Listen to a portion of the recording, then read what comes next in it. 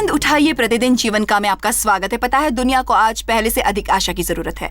बहुत से लोग हताशा भरे जीवन जी रहे हैं, ये समझे बिना कि मसीह में आशा उनकी समस्या का समाधान है। इसीलिए हमने आशा को सितंबर में हमारी होने वाली महिलाओं की कॉन्फ्रेंस का विषय वस्तु बनाया है। सो मैं बाद में हम पिछले वर्ष की कॉन्फ्रेंस की कुछ शिक्षाएं दिखाएंगे, पर पहले क्रिस्टीन क्रेन मेरे साथ होंगी और वे इस वर्ष की कॉन्फ्रेंस की वक्ताओं में से एक हैं। स्वागत है क्रिस। धन्यवाद जॉयस, आप कैसी हैं? आप आशा के बारे में क्या सोचती हैं? क्या लोगों को उसकी जरूरत है?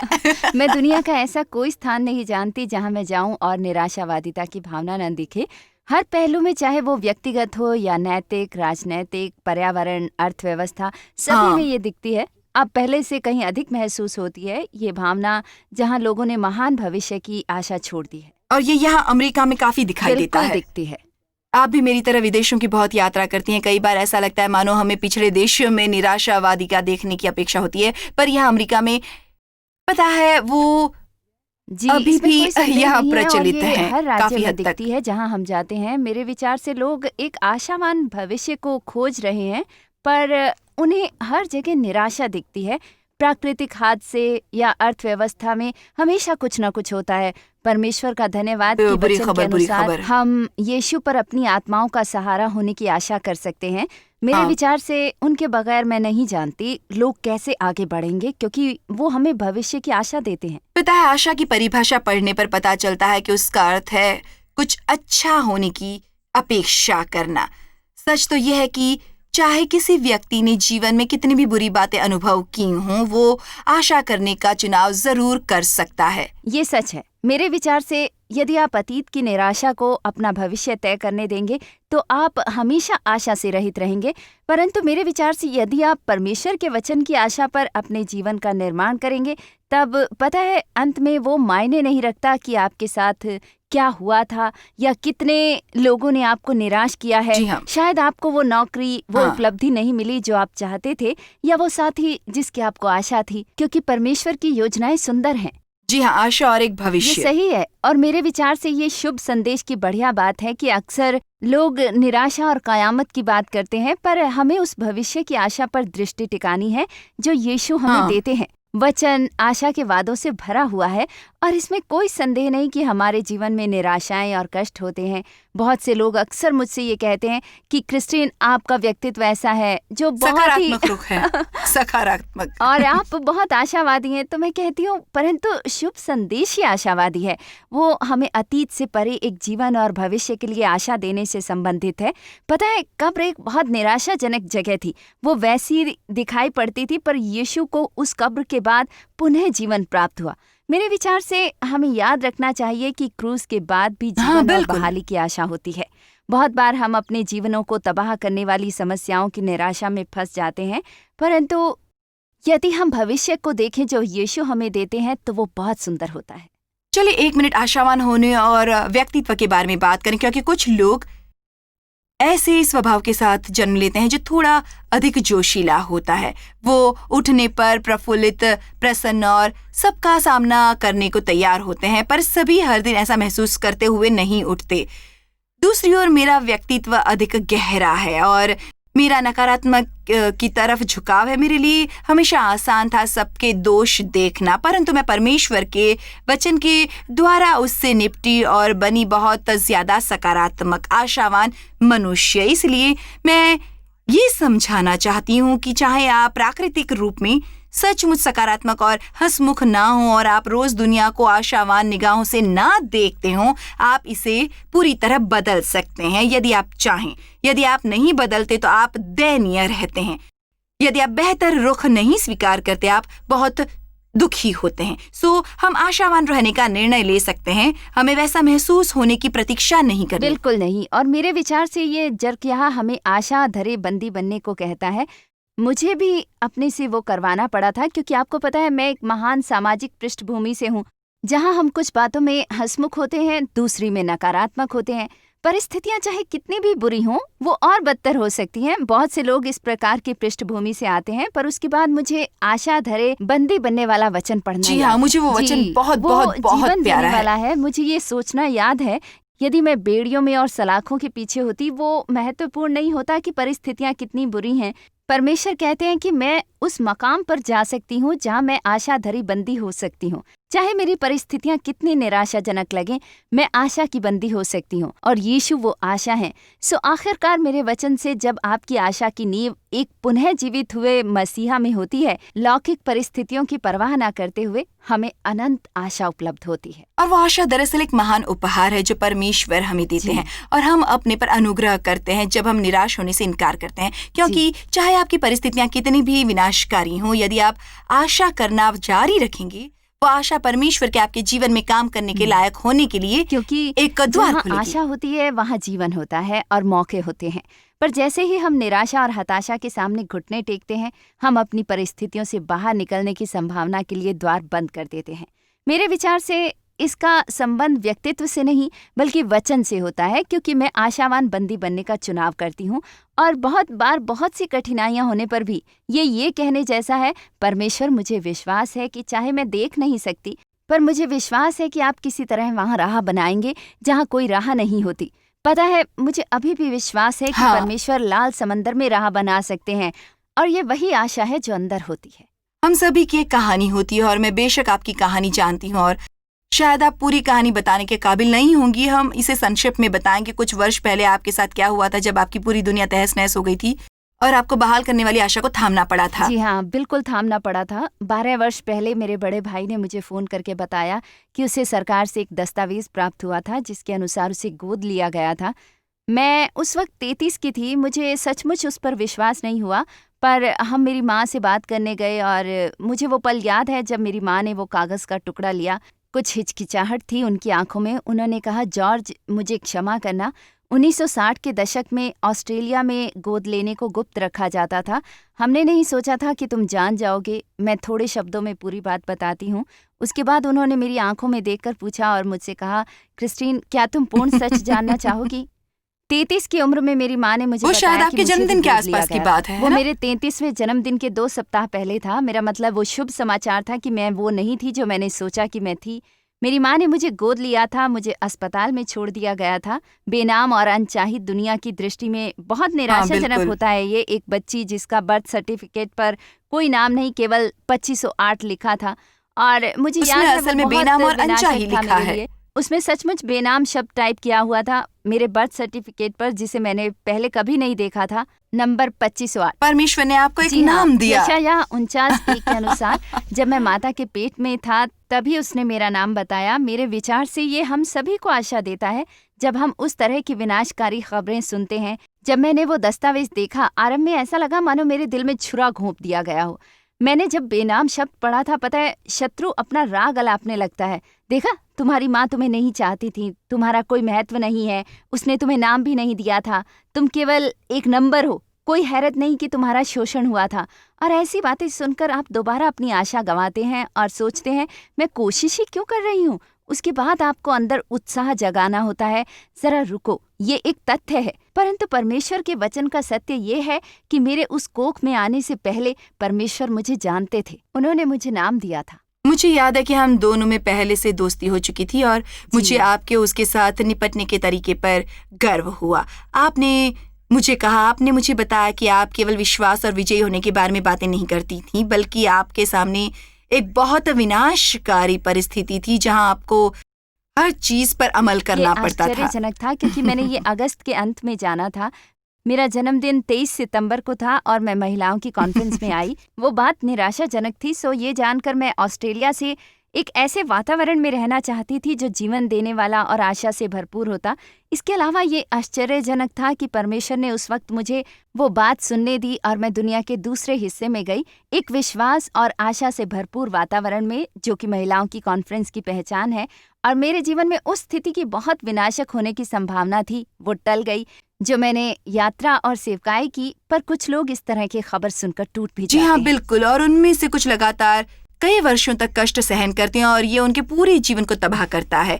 मुझे प्रसन्नता है कि आप उस वर्ष महिलाओं की कॉन्फ्रेंस में थी और आप असल में 14 वर्षों तक आई हैं, ठीक है? 14 वर्षों में हर वर्ष, और आप उनमें से कईयों में वक्ता थी जो इस वर्ष भी आप बोलेंगी, हम दरअसल सभी को आने का निमंत्रण देने के लिए प्रोत्साहन देते हैं। ये पूरी कॉन्फ्रेंस आशा के बारे में होने वाली है, इसलिए चाहे आप सोचिए कि आपका प्रसन्न जोशीला व्यक्तित्व है या वो हताशा भरा है जिससे आप कभी उभर नहीं पाएंगे, मैं आपको बताना चाहूंगी कि आपके लिए आशा है। और यदि आप पूर्णतः आशा से सराबोर हुए हैं, गुरुवार, शुक्रवार और शनिवार को ये आपके अंदर की कुछ चीजों को बदल देगा। इसलिए देखते रहें। लौट कर आने पर हम पिछले वर्ष की कॉन्फ्रेंस की शिक्षा के कुछ पल दिखाएंगे और साथ ही आप क्रिस से भी कुछ बातें सुन पाएंगे, सो बने रहिएगा।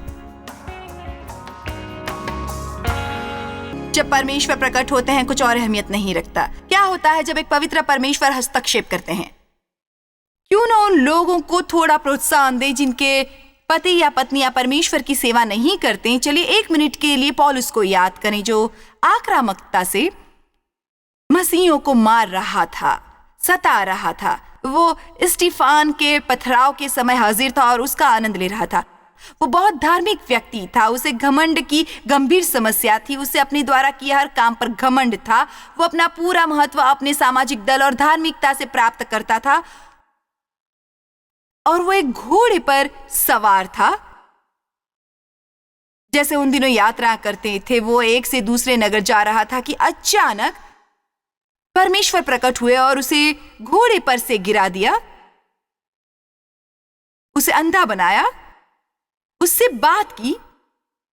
आप कभी नहीं जानते होते कि आपके प्रियजन के साथ क्या हो सकता है यदि आप उनके लिए प्रार्थना करते रहेंगे। पर मेरी बात याद रखिए, वे चाहे जितने भी बुरे और अड़ियल और परमेश्वर के विरुद्ध हो, यदि परमेश्वर प्रकट हो तो एक पवित्र हस्तक्षेप उनके जीवन में बदलाव ला सकता है और यह तुरंत होता है। आमीन। परंतु परमेश्वर, मुझे हाल ही में बताया गया कि लोग सबसे अधिक हमारे दफ्तर में जिनके लिए प्रार्थना का निवेदन करते थे वे उनके प्रियजन। मैं कल्पना कर सकती हूं कि बहुत से लोगों के दिल दुखी होते हैं, उनके बच्चों के लिए, उनके पति पत्नियों के लिए, उनके माता पिता, भाई बहनों और मित्रों के लिए। और जब आपको पता हो आपको परमेश्वर ने क्या प्राप्त करने को कहा है और आप लोगों को दयनीय जीवन जीते देखते हैं और उन्हें समझा नहीं सकते, पर याद रखिए परमेश्वर वो कर सकते हैं। एक पवित्र हस्तक्षेप के लिए प्रार्थना आरंभ करें।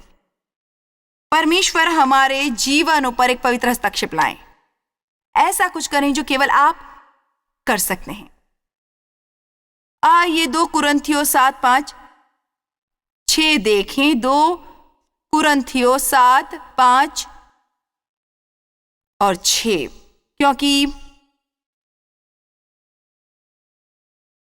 क्योंकि जब हम मकीदुनिया में आए तब भी हमारे शरीर को चैन नहीं मिला। अब ध्यान दे, परंतु हम चारों ओर से क्लेश पाते थे। बाहर लड़ाइयां थीं, भीतर भयंकर बातें थीं, बहुत दयनीय था। तो भी परमेश्वर, मुझे ये बहुत प्यारा है, सच कहती हूं, बहुत प्यारा। यदि मैं ये जारी रखूंगी तो इमारत में भागने लगूंगी। तो भी दिनों को शांति देने वाले परमेश्वर ने तीतुस के आने से हमको शांति दी। वो हताश थे, वो उदास थे, वो घबरा रहे थे, वो भयभीत थे, वो हतोत्साहित थे, परंतु परमेश्वर। याद रखिए, जब आपको प्रोत्साहन की आवश्यकता हो उन लोगों से क्रोधित न होइए जो आपको प्रोत्साहित नहीं करते। मैं वर्षों तक ये करती थी, मुझे प्रोत्साहन की जरूरत है। पता है, लोगों को हमेशा पता नहीं होता कि आपको प्रोत्साहन की जरूरत है जब आपको होती है। यही नहीं, वो स्वयं भी कहीं प्रोत्साहन की अपेक्षा में प्रतीक्षा कर रहे होते हैं, केवल इसलिए कि कोई रविवार को आपको गिरजे में देखकर मुस्कुराया और कहे प्रभु की स्तुति हो। इसका यह मतलब नहीं कि उन्हें कोई समस्या है। मैं वर्षों तक चेहरे पर पवित्र मुखौटा लगाकर गिरजे जाती थी, प्रभु की स्तुति हो, परमेश्वर की महिमा हो, धन्यवाद यीशु, आमीन आमीन, और दोबारा गाड़ी में बैठकर पूरा रास्ता डेव से झगड़ती। मैं जानती हूं ये कैसे काम करता है और मैंने परमेश्वर के पास जाना सीखा है। परमेश्वर, मुझे प्रोत्साहन की जरूरत है, मुझे कृतज्ञता की जरूरत है, मुझे जो भी जरूरत है मैं उसके लिए परमेश्वर के पास जा सकती हूँ और वे उसे मुझे अलौकिक तरीके से दे सकते हैं या किसी व्यक्ति के द्वारा दे सकते हैं। परंतु मैंने देखा कि मैं देव से या अपने मित्रों या अन्य लोगों से वे प्राप्त न करके क्रोधित होकर बदतर हो रही थी। हमें अपनी जरूरतें पूरी करने के लिए लोगों की ओर देखना बंद करके परमेश्वर को देखना चाहिए। परमेश्वर अक्सर लोगों के द्वारा हमारी जरूरतें पूरी करते हैं, पर वे बुरा मानते हैं यदि हम उनकी बजाय लोगों को देखें। ये इस सप्ताह किसी को स्वतंत्र करने के लिए पर्याप्त तो होगा। आप चाहें तो घर जा सकते हैं और आपको वो मिल गया होगा जिसके लिए आए थे, क्योंकि आप में से कुछ हर वक्त किसी से क्रोधित रहते हैं क्योंकि वे आपको वैसा महसूस नहीं कराते जैसा आप चाहते हैं। अपनी प्रसन्नता के लिए किसी और को जिम्मेदार मत बनाएं और प्रसन्न रहें, और जब वो कर रहे हो तो प्रसन्नता बनाए रखें। आमीन। परमेश्वर ने हमें किसी मसीही समारोह में महज दर्शक बनने के लिए नहीं बुलाया है। उन्होंने हमें मसीही सफर में शामिल होने के लिए बुलाया है। हम केवल एक तरीके से मसीही यात्रा में शामिल हो सकते हैं, कॉन्फ्रेंस के आरंभ से। यहाँ पर आतिशबाजी थी, नर्तक थे, रोशनी में केवल एक स्टार था और उसका नाम है यीशु मसीह, राजाओं के राजा, प्रभुओं के प्रभु, शक्तिशाली परमेश्वर।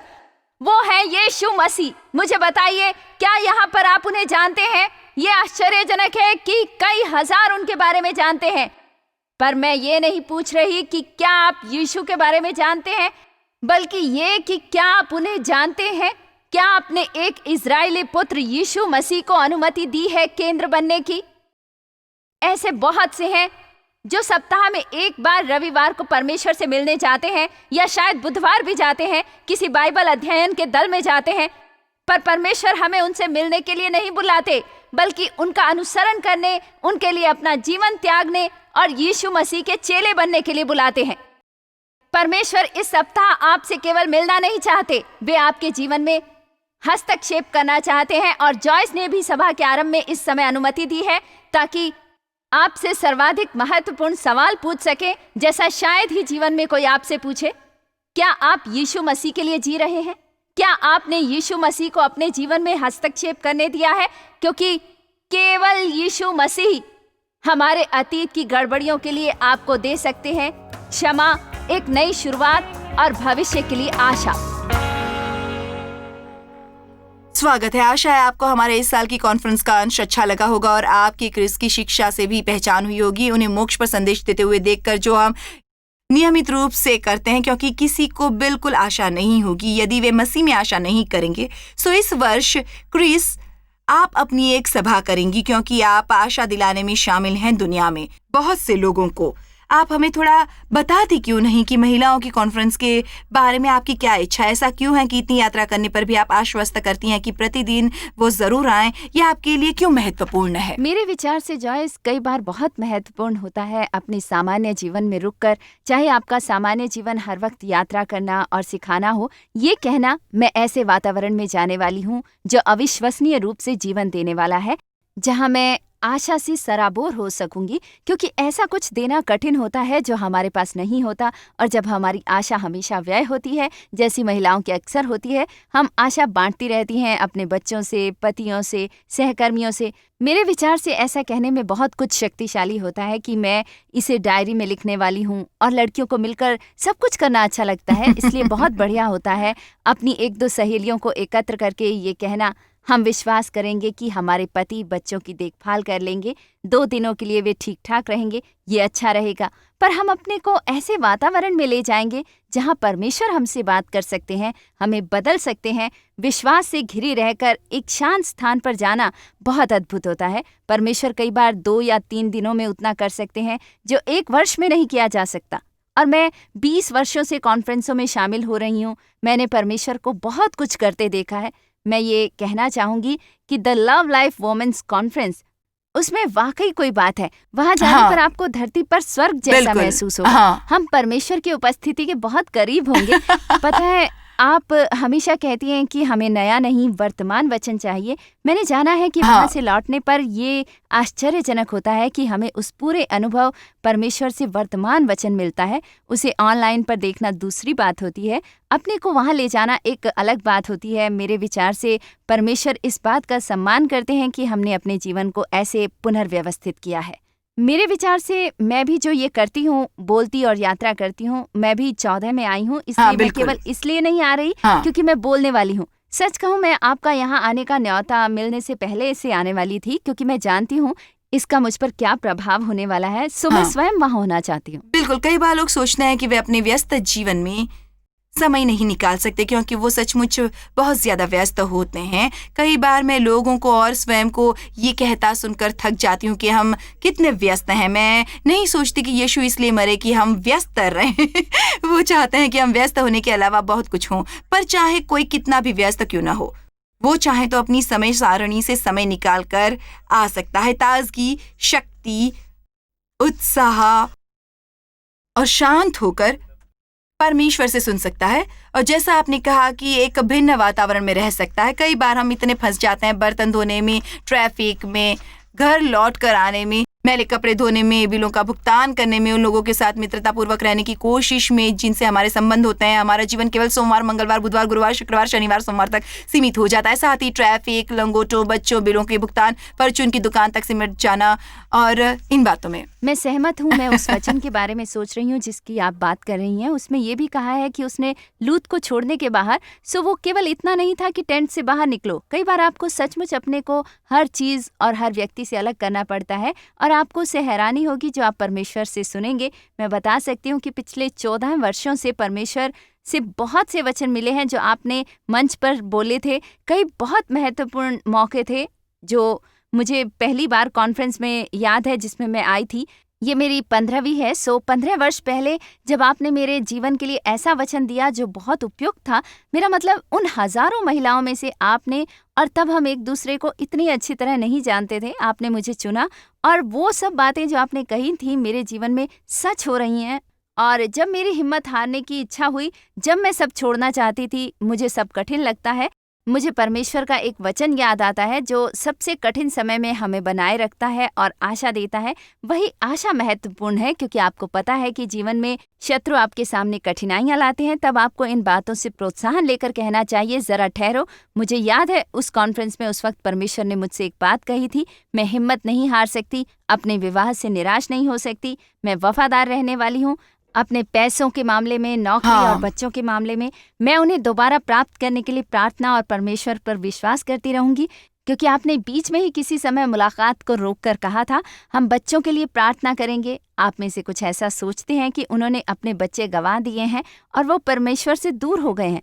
मुझे वो विशेष पल याद है जो बहुत पवित्र और पावन थे, जब हम सभी ने हाथ पकड़कर परमेश्वर पर विश्वास किया था कि परिस्थितियां बदल जाएंगी, रोग दूर हो जाएंगे। मेरे विचार में उसके लिए परमेश्वर का हम इसकी रचना धन्यवाद नहीं कर सकते। जी। ये आपको बल देता है। इसलिए मैं सोचती हूँ, और सच कहूँ तो आज व्यापार में भी ये प्रवृत्ति है कि हम इसे ऑनलाइन या फिर टीवी पर देख लेते हैं, जो आश्चर्यजनक है और आपको बहुत आवश्यकता है। और हम अपनी सभी कॉन्फ्रेंस में बहुत मेहनत करते हैं, पर हम सचमुच बहुत मेहनत करते हैं महिलाओं की सभा के लिए। हम हमेशा करते हैं, वो हमारे लिए बहुत बहुत बहुत महत्वपूर्ण है और वो हमारे लिए एक शुरुआत होती है अगले पूरे वर्ष के लिए। हम मीडिया से बहुत से नए अंश करते हैं और हमारी सभी प्रकार की विशेष योजनाएं होती हैं। वो असल में एक विशाल दावत की तरह होती है और बहुत आनंद मिलता है। यदि आपके साथ कोई आने वाला ना हो तो निडरता से अकेले आएं। मेरा मतलब, मैं ऐसी महिलाओं को जानती हूँ जो दुनिया के दूसरे हिस्सों में से अकेली आती हैं। वो कहती हैं, मैं इससे वंचित नहीं रहूंगी, मुझे महसूस हुआ कि परमेश्वर ने मुझसे जाने को कहा और मैं जरूर जाऊंगी। कई बार वो वहाँ नए मित्र बनाती हैं। हाँ, सचमुच। और शायद मित्रों का किराया देने का प्रस्ताव रखने और ये कहने का, हम वहाँ जाएंगे, हम एक होटल में ठहरेंगे और हम वहाँ कुछ खरीदारी भी करेंगे, कुछ खाएंगे पिएंगे भी और इस बढ़िया कॉन्फ्रेंस में भी जाएंगे। वो शायद ये भी न जानती हूँ कि वो कॉन्फ्रेंस क्या है। बिल्कुल, मेरे विचार से हर वर्ष यदि हजारों नहीं तो कई 100 लोग मसीह को अपना जीवन समर्पित करते हैं और लड़कियों को ये सब काम अच्छे लगते हैं। ये कहना कठिन नहीं कि तुम आशा के वातावरण में जाने वाली हो, जहाँ लोग तुम पर विश्वास करते हैं। तुम्हें दोषी नहीं महसूस करवाया जाएगा और वहाँ से लौटते वक्त तुम उससे बदतर नहीं महसूस करोगी जैसे आते समय किया था, बल्कि उससे अच्छा ही महसूस करोगी। और जॉयस, मैं एक बात कहना चाहती हूँ। 15 वर्षों से मैं आपको देख रही हूँ कॉन्फ्रेंस को विकसित और उसका विस्तार करते हुए। मैंने देखा है कि प्रति वर्ष इसमें भिन्न भिन्न बातें शामिल होती हैं। कुछ भी ऐसा नहीं होता जो पहले भी कभी था और इसमें कई प्रकार के लोग आते हैं और ये हर इस उम्र वर्ष की जॉल महिलाओं ऑस्टीन के आ लिए रहे है। हैं जो साक्षात आशा हैं। यदि और कुछ नहीं तो मैं केवल उन्हें मुस्कुराता हुआ क्या देखना बात है। चाहूंगी। आप सच यहाँ कहती से हूँ। प्रसन्न लौटेंगे, पर सच ये है कि हर औरत, चाहे वो दादी हाँ। माँ हो या कोई युवती, सभी को मदद मिलती है। मेरी बेटियां भी लगभग सभी में आई हैं। मेरा मतलब हाँ। मेरी एक 10 और एक 6 वर्ष की बेटी है, पर वे लगभग सभी में आई हैं। बहुत शक्तिशाली होता है जब हम कई हाँ। पीढ़ियों को साथ में लाते हैं। शत्रु को पीढ़ियों को हाँ। अलग करना प्यारा है, पर जब आप साथ लाती हैं बुजुर्ग पीढ़ी की बुद्धिमानी, हमारी पीढ़ी के साधन और नई पीढ़ी का उत्साह एक ही छत के नीचे, तब याद रखें हम कुछ असली नुकसान कर हाँ। सकते हैं। और ये मुझे प्यारा है। मैं न केवल यहाँ आकर उत्साहित होती हूँ, बल्कि आप हमें दूसरों की मदद करने के व्यवहारिक तरीके बताती हैं। और प्रति वर्ष कितनी बार हम सेवकाई और उसके सहभागियों में अविश्वसनीय उदारता दिखाते हैं जब वे गाड़ियाँ देते और लोगों की मदद करते हैं। मैंने कभी किसी को उदारता के इतने बड़े काम करते नहीं देखा। एक भी आंख सूखी नहीं होती जब लोग यहाँ मदद करते हम हैं। लोगों को उदाहरण के द्वारा देने और उदार होने की शक्ति के बारे में सिखाते हैं। मैं एहसानमंद हूँ कि आपने कॉन्फ्रेंस का अपना समर्थन दिया। मुझे सचमुच विश्वास है कि इस वर्ष सचमुच अद्भुत समय बंधेगा। मैं आपको बताना चाहती हूँ कि बाइबल के अनुसार कि प्रभु की उपस्थिति में ताजगी प्राप्त करने के मौके होते हैं। मैं सचमुच अपने दिल में प्रबलता से महसूस कर रही हूँ कि आप में से कुछ को ताजगी के लिए समय निकालना चाहिए। आप बहुत थके हैं, आप बहुत मेहनत करते हैं, आप पर बहुत सी जिम्मेदारियां हैं, आपके जीवन में बहुत सी बातें हो रही हैं, बहुत सी चीजें आप पर दबाव डाल रही हैं। अपने लिए समय निकालकर प्रभु की उपस्थिति में ताज़ा होने के लिए आए। बहुत ही बढ़िया होगा यदि आप परमेश्वर से विशेष वचन प्राप्त करेंगे। आप ऐसा कुछ सीखेंगे जो जीवन बदलने वाला होगा। पर बहुत मूल्यवान होता है समय निकालकर आना और ताजगी पाना, हंसना, आनंद उठाना, संगीत का आनंद लेना, जगमगाती रोशनी का आनंद लेना, सब लोगों का आनंद लेना। इसलिए हम सचमुच चाहते हैं कि आप वहां आएं। परमेश्वर का अनुग्रह आप पर बना रहे। जॉय स्माइल मिनिस्ट्रीज में आप हमारे लिए कितने अहम हैं, इसका आपको अंदाजा नहीं। हम आपके आभारी हैं और हम धन्यवाद करते हैं अपने सब मित्रों और सहयोगियों का कि उन्होंने इस विश्वव्यापी सेवकाई को संभव बनाया। मिलकर हम भूखों को खिला रहे हैं, गरीबों को पहना रहे हैं और कई देशों में सुसमाचार पहुंचा रहे हैं। कृपया हमसे संपर्क करें या विजिट करें jmmindia.org पर। आज ही अपनी प्रार्थना के अनुरोध बताने के लिए, हमारे साधनों के बारे में और जानकारी और जॉयस की सभाओं का शेड्यूल जानने के लिए और हमारे सहयोगी बन जाएं दुनिया भर में मसीह का प्रेम बांटने के लिए। ये कार्यक्रम जॉय स्माइल मिनिस्ट्री के मित्रों और पार्टनर्स द्वारा प्रायोजित